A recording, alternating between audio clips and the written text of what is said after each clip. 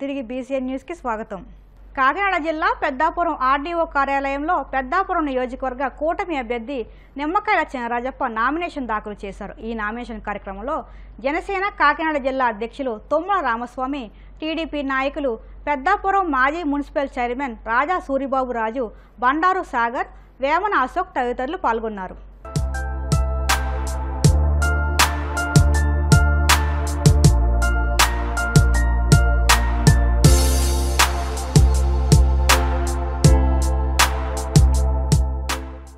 నామినేషన్కి మరి తెలుగుదేశం, జనసేన, బీజేపీ నాయకులందరూ కూడా రావడమే కాకుండా మా పార్టీ ముఖ్యులు, జనసేన ముఖ్యులు, బీజేపీ ముఖ్యులు అందరూ కూడా ఉదయం నుంచి కూడా ర్యాలీలోని నామినేషన్ తోటి కూడా పెద్ద ఎత్తున పాల్గొనడం జరిగింది. అందరికీ కూడా అభినందనలు తెలియజేస్తున్నాను. ఎందుకంటే ఇంత అభిమానం ఇలా మూడు పార్టీలు కూడా ఎన్నికలు అభ్యర్థిత్వం పెంచిన ఎన్నికల కాడ నుంచి ఎప్పుడైతే పొత్తు కుదిరిందో పొత్తు కుదిరించిన కాడ నుంచి కూడా మూడు పార్టీలు కూడా కలిసి ప్రచారం చేస్తున్నాం. ఇప్పటికే 40 రోజుల ప్రచారం జరుగుతుంది. అంతా కూడా బ్రహ్మాండంగా ప్రచారం చేసాం. అందరూ కూడా స్వచ్ఛందంగా పాల్గొంటున్నారు. ఇవాళ నామినేషన్ కూడా పెద్ద ఎత్తున మూడు పార్టీ నాయకులు అందరూ కూడా అటెండ్ అవ్వడం జరిగింది. నిదర్శనం అదే. ఎందుకంటే ఇవాళ తెలుగుదేశం ఉమ్మడి రాష్ట్రంలో ఉమ్మడి కింద తెలుగుదేశం, జనసేన, కేంద్రంలో బీజేపీ కలిసి ఇవాళ పోటీ చేస్తున్నాం. మరి రాష్ట్రానికి వచ్చేటప్పటికి ముగ్గురికి కూడా సీట్లు ఇవ్వడం జరిగింది. తెలుగుదేశం, జనసేన, బీజేపీ కూడా సీట్లు పోటీ చేస్తున్నాం. ఎంపీ సీట్లు పోటీ చేస్తున్నాం. ఎమ్మెల్యే సీట్లు పోటీ. అందరూ కూడా గట్టిగా పనిచేయాలి. కార్యకర్తలు కింద పనిచేయాలి. కింద స్థాయి నాయకులందరూ కాలాలే కలిసి పనిచేయాలని చెప్పి మూడు పార్టీ నాయకులు, పార్టీ నాయకులు మాకు ఆదేశాలు ఇచ్చారు. ఆదేశ ప్రకారం మేము కలిసి పనిచేస్తున్నప్పుడు ఇవాళ రిజల్ట్ కనపడదు మాకు. ఇవాళ నామినేషన్ అందుకే పెద్ద ఎత్తున నామినేషన్కి వచ్చారు. అందరూ కూడా సంతోషంగా వచ్చారు. అన్ని జెండాలు పట్టుకుని రావడం జరిగింది. అంచేత విజయం తథ్యం. ఎందుకంటే ఇవాళ పెద్దాపురం నియోజకవర్గంలో మరి గతంలో 14-19గా మంత్రిగా పనిచేశాను. బ్రహ్మాండంగా అభివృద్ధి చేశాను. మరి 14-19 మరి ఇలా గవర్నమెంట్ జగన్మోహన్ రెడ్డి ముఖ్యమంత్రి చేసాడు. ఆయన పరిపాలనలో ఒక పైసా కూడా ఖర్చు పెట్టలేదు. ఏమీ జరగలేదు. ఇప్పుడు ప్రజలందరూ కోరుకునేది ఏంటంటే ఇలా 14-19 ఎలా పనిచేసాం అలా పనిచేయాలని చెప్పి తెలుగుదేశం చేస్తే జరుగుతుంది అని చెప్పి ఆలోచనతో ప్రతి ఒక్కరు ఉన్నారు. అంచేత అదే ఆలోచనతో మీ అందరం కూడా ఉన్నాం. మీ అందరం కూడా కష్టపడి పనిచేసి నియోజకవర్గాన్ని మంచి అభివృద్ధి చేసే బాధ్యత తీసుకోవడం ఒకటి, అలాగే సంక్షేమం కూడా అందించడం, అభివృద్ధి చేయటం, అలాగే అన్ని వర్గాల ప్రజలని కూడా అనేక వర్గాల ప్రజలు అనేక సమస్యలతో బాధపడతారు. ఆ సమస్యలను కూడా పరిష్కారం చేసే బాధ్యత నేను తీసుకుంటాను. అలాగే మా నాయకులందరూ కూడా ప్రచారాన్ని కూడా ఇటు చంద్రబాబు నాయుడు గారు కానీ, పవన్ కళ్యాణ్ గారు కూడా వస్తారని చెప్పి మేము ఆశిస్తున్నాం. 27వ తారీఖుని పవన్ కళ్యాణ్ గారు కూడా డేట్ ఇవ్వడం జరిగింది. కింద స్థాయిలో ప్రజలు కూడా మార్పు కోరుకుంటున్నారు కనుక మాకు పెద్ద ఎత్తున జాయినింగ్స్ కూడా జరుగుతున్నాయి. విశాఖ జిల్లా గోపాలపట్నంలో పెట్రోల్ బంక్ కూడలిలో టాటా ఇండిగో కారులో మంటలు వ్యాపించాయి. బ్యాటరీ నుంచి ఒక్కసారిగా మంటలు రావడంతో కారు పూర్తిగా దగ్ధమైంది. బ్యాటరీ డైనమా నుంచి మంటలు రావడంతో కారు పూర్తిగా దగ్ధమైందని కారు యజమాని తెలిపారు. పెట్రోల్ బంక్ ఎదురుగా ఉండటంతో అప్రమత్తమైన స్థానికులు అగ్నిమాపక సిబ్బందికి సమాచారం అందజేశారు. స్థానికుల సమాచారం మేరకు పోలీసులు ఈ ఘటనపై దర్యాప్తు ప్రారంభించారు. అనకాపల్లి పార్లమెంట్ స్థానానికి ఉప ముఖ్యమంత్రి బూడి ముత్యాల నాయుడు నామినేషన్ దాఖలు చేశారు. మడుగుల మండలం తారువా గ్రామంలో ఆయన స్వగృహం నుంచి భారీ ర్యాలీగా వైసీపీ శ్రేణులు అనకాపల్లి జిల్లా కలెక్టర్ కార్యాలయానికి తరలి వెళ్లారు. నామినేషన్ దాఖలు చేసిన అనంతరం బూడి ముత్యాల నాయుడు మాట్లాడుతూ భారీ సంఖ్యలో హాజరైన వైసీపీ శ్రేణులకు కృతజ్ఞతలు తెలిపారు. సీఎం జగన్ అమలు చేసిన సంక్షేమ పథకాలే మళ్లీ వైసీపీకి భారీ విజయాన్ని కట్టబెడతాయని అన్నారు.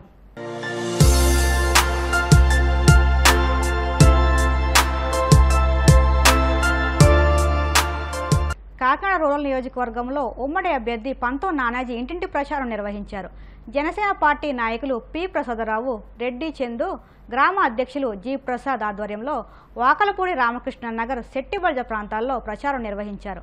టీడీపీ నాయకులు నురుకుత్తి వెంకటేశ్వరరావు, రాందేవు సీతయ్య ద్వారా, బీజేపీ నాయకులు రంబాల వెంకటేశ్వరరావు, యార్లగడ్డ రాంకుమార్, జనసేన నాయకులు జి శ్రీనివాస్తో కలిసి ప్రచారం నిర్వహించారు.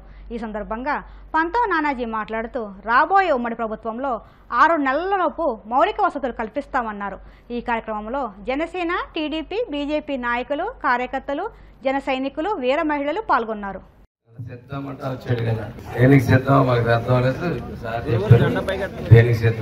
ఈ రాష్ట్రంలో ఈ 3-4 జిల్లాల్లో 1350 ఆర్టీసీ బస్సుల్ని పెట్టి రకరకాల కారణాలు తెలిసి దాని వల్ల రేటు నాయకులు పెళ్ళిళ్ళని రకరకాల పేర్లు పెట్టి చాలా చిత్రగా తెచ్చేయాలని అన్ని ముందు ముందు ఉపయోగపడతాయి పట్టుకుని ఇచ్చారు. అయితే అది ఎస్ఆర్ఎంటీ దాని విస్తీర్ణ 3.5 ఎకరాలు. గతంలో 5 ఎకరాలు చల్లుకున్నప్పుడు మేము రాహుల్ గాంధీ గారితో మీటింగ్ పట్టుకొని 10,000 మంది పట్టు దాంట్లో సగం స్టే చేసి సగం అదేదో పొడుగా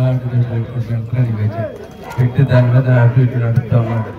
ర్యాంప్ వాక్ లాగా నడుపుతా ఉన్నాడు. కూడా తెలియట్లేదు అలా తిరుగుతూ ఉండి ఆ మీటింగ్ పెట్టి 19 కాన్స్టిట్యున్సీల నుంచి తీసుకుని వచ్చారు. వేళ 19 కాన్స్టిట్యున్సీల నుంచి తీసుకుని వచ్చి ఆ జనం దేనికి వచ్చారో తెలియదు, అసలు ఏం హామీ ఇచ్చాడో తెలియదు, ఏమీ తెలియదు. ఆన్లైన్లో విమర్శించాడు, వెళ్ళిపోయాడు. చెప్తే కాకినాడకి ఏమి ఇస్తున్నారు అన్నది ఇక్కడ కూర్చుని వచ్చి కాకినాడకి ఏమీ డిక్లేర్ చేయకుండా ఏమీ చెప్పకుండా అసలు పార్టీ మాటలు మాట్లాడుకుని వెళ్ళిపోయాడు. ఎక్కడికి వెళ్ళినా ఒకే స్పందన. ఎలా ఉందంటే జన సైనికులు అనే ఒక మాట కన్నా మొత్తం అందరూ ముక్త కంఠంతో గాజు గ్లాసుని మేము గెలిపిస్తామండి. 21 స్థానాలు 2 ఎంపీలు, అలాగే కూటమి అభ్యర్థులందరినీ మేము కలిసికట్టుగా అన్నదమ్ముళ్ళగా తెలుగుదేశం, బీజేపీ, జనసేన కార్యకర్తలు కలిసి కట్టుగా పనిచేయడం చరిత్రలో మొదటిసారి. ఇలాంటి కార్యకర్తల యొక్క నీతి నిజాయితీ క్రమశిక్షణ ఏ పార్టీలో లేదు. అదంటే ఇక నేను చూశారు కదా, సిద్ధం అని అక్కడ బస్సు దగ్గర చాలా మంది గోళగోళ చేశారు. సిద్ధం యుద్ధం కాదు, అది ఆఖరికి ఓడిపోవటానికి సిద్ధం. అది మనం అందరం ఏంటంటే యుద్ధానికి సిద్ధం, మనం యుద్ధం సిద్ధం. ఎందుకంటే నానాజీ గారు చాలా సంవత్సరాల నుంచి రాజకీయాల్లో ఉన్నారు కాబట్టి మనకి పిలిస్తే పలికే వ్యక్తి కావాలి, మన సమస్యలు తీర్చే వ్యక్తి కావాలి, మనకి దగ్గరుండి అన్ని విషయాలు ఆదుకునే వ్యక్తి కావాలి. నేను 2 రోజుల్లోనే వారి యొక్క స్వభావం మొత్తం తెలుసుకున్నా. నేను కాకినాడ రూరల్లో పుట్టాను, ఇక్కడ సొల్లంగిలో. కాబట్టి సోదరులారా, మా కుటుంబాలన్నీ ఇక్కడే ఉన్నాయి. మేమందరం కలిసి నేను చాలా మందిని అడుగుతున్నాను నియోజకవర్గంలో. ఎవరు అడిగినా ఒకటే మాట చెప్తున్నారు, ఆడ 1,00,000 ఇచ్చినా ఆడ మొగాన్ని కొడతామండి, అవి ఎవడో డబ్బులు కాదు, మా డబ్బులు అవి. మా డబ్బులు మాకు ఇస్తున్నారు, తీసుకుంటాం, హాయిగా పెట్టులో పెడతాం, గ్లాసుగా మేము ఓటేస్తాం అంటున్నారు. ఆల్రెడీ వారు 1 సైడ్ అయిపోయినట్టే. ఇది కాకినాడ రూరల్ 80% ఓటింగ్ నానాజీ గారికి ఉంటుంది, జనసేనకే ఉంటుంది. ఆ 20% ఏదో అంటారు చూసారా, అది ఏదో నెత్తి మీద చేయబెట్టి ముద్దులెట్టారు చూసారు, అప్పుడు గాలి ఈసింది. ఆ గాలి ఆ 20% గాలి జరిగిందంటే 175 మాకే వస్తాయి. మేమేంటంటే ఏడుస్తారు కదా, పోన్లే మాకు 136 చాలు, 20 ఎంపీ సీట్లు చాలు, మిగతా మీరు ఏడవంటారు బాబుని అలాగే పాడేస్తాం. ఎందుకంటే ప్రతిపక్షం కూడా ఉంటేనే మా పాలక పక్షానికి అద్భుతంగా ఉంటుంది. రేపు జూన్ 4వ తారీఖున వర్డిక్ట్ అద్భుతంగా ఉంటుంది. తీర్పు పొదలకూరులో చంద్రబాబు ఆధ్వర్యంలో జరిగిన సభ అట్టర్ ఫ్లాప్ అయిందని, గూడూరు సభ తర్వాత జనం లేక గంటన్నర సేపు అక్కడే వేచి ఉన్నారని మంత్రి కాకాని గోవర్ధన్ రెడ్డి పేర్కొన్నారు. నెల్లూరులో ఆయన మీడియాతో మాట్లాడుతూ చంద్రబాబు సభకు 500 మంది కూడా లేరని అన్నారు. చంద్రబాబు మాట్లాడేటప్పుడు 300 మంది కూడా లేరంటూ ఎద్దేవా చేశారు. మెట్ట ప్రాంతమైన సర్వేపల్లికి చంద్రబాబు ఏమీ చేయలేదని, అందుకే ఏమీ చెప్పుకోలేకపోయారని, అందుకే నన్ను జగన్ను తిట్టారని అన్నారు. తన మీద చంద్రబాబు లేనిపోని అభియోగాలు చేశారని, ఆ అభియోగాలపై సిబిఐ విచారణ జరిపించాలని కోర్టును కోరేందుకు తాను సిద్ధమన్నారు. చంద్రబాబు కూడా తనపై వచ్చిన అభియోగాలపై సిబిఐ విచారణ కోరే ధైర్యం ఉందా అంటూ సవాల్ చేశారు. రాష్ట్రానికి ముఖ్యమంత్రిగా ఉండేటువంటి వాడు తల నేరుగా ఆ ప్రజల ముందే నాకు ఇంత దారుణంగా ఉందా పరిస్థితి అని చెప్పి బాదుకుని వెళ్ళాల్సినటువంటి వాడు నిస్సిగ్గుగా చంద్రబాబు మాట్లాడేటప్పుడు 500 మంది లేకపోయినా రకరకాలైనటువంటి వ్యాఖ్యలు చేసి వెళ్ళడం జరిగింది. దురదృష్టం ఏమిటంటే చంద్రమోహన్ రెడ్డి నిద్రలేస్తే ఏదైతే మాట్లాడుతున్నాడో అదే మాటలు ఆయన పాపం బుక్లో రాసుకున్నట్టుకున్నాడు సోమిరెడ్డి, ఆ బుక్ ఇచ్చినట్టుకున్నాడు చంద్రబాబు నాయుడికి. ఆ బుక్ చూసుకొని మాట్లాడాడు అతను.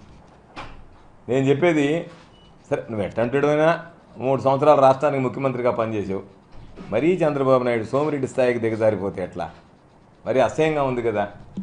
సోమిరెడ్డి స్థాయి లేనాడు. సరే, చంద్రబాబు పెద్ద స్థాయి ఉన్నాడు అంటే చంద్రబాబుకి ఏం పెద్ద స్థాయి లేదు. రామారావు పిల్లని బట్టి చంద్రబాబు స్థాయి పెరిగింది తప్ప, ఈ రాష్ట్రానికి చంద్రబాబుకి వెన్నుపోటు, రామారావుకి వెన్నుపోటు పడిచి ముఖ్యమంత్రి కాగలిగాడు తప్ప, రామారావు స్థాయి ఏం పెద్ద స్థాయి ఏం కాదు, చంద్రబాబు నాయుడు స్థాయి.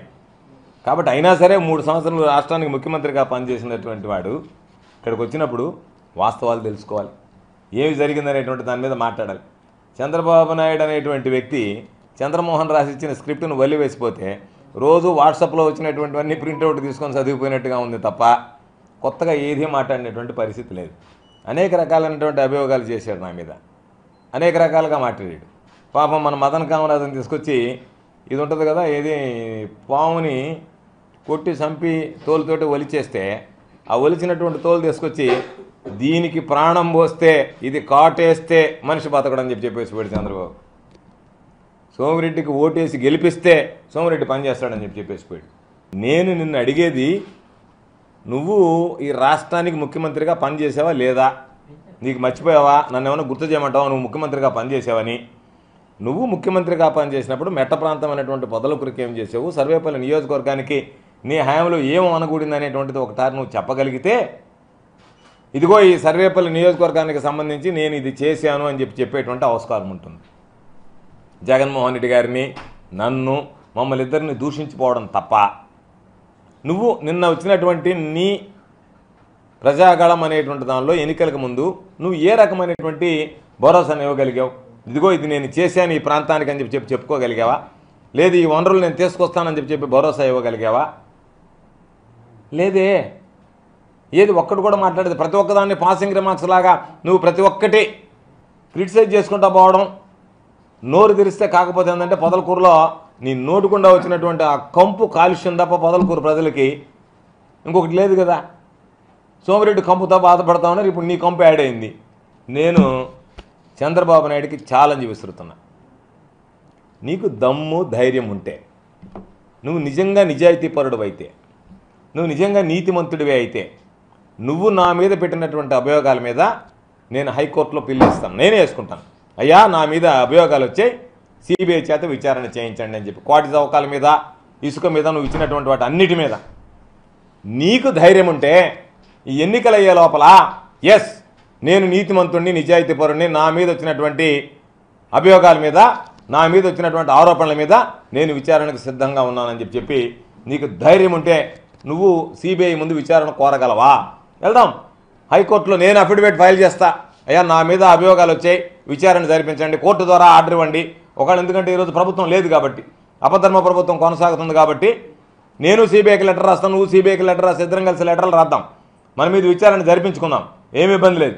నీకు ఆ ధైర్యం ఉందా? ఆ దానికి సమాధానం చెప్పి నువ్వు ప్రజల్లో తిరిగి. వార్తలు ముగించే ముందు ముఖ్యాంశాలు మరొక్కసారి. మాజీ మంత్రి చినరాజప్ప వ్యాఖ్యలను ఖండించిన తోట త్రిమూర్తులు. ఉప ముఖ్యమంత్రి హోదాలో కాపులకు చేసింది శూన్యమంటూ ఎద్దేవా.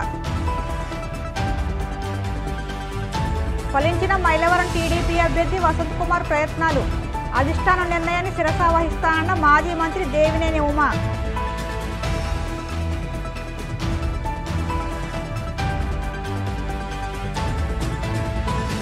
రెండో రోజు వైభవంగా తిరుమల శ్రీవారి సాలకట్ల వసంతోత్సవాలు. విశేష అలంకరణలో భక్తులకు స్వామి దర్శనం.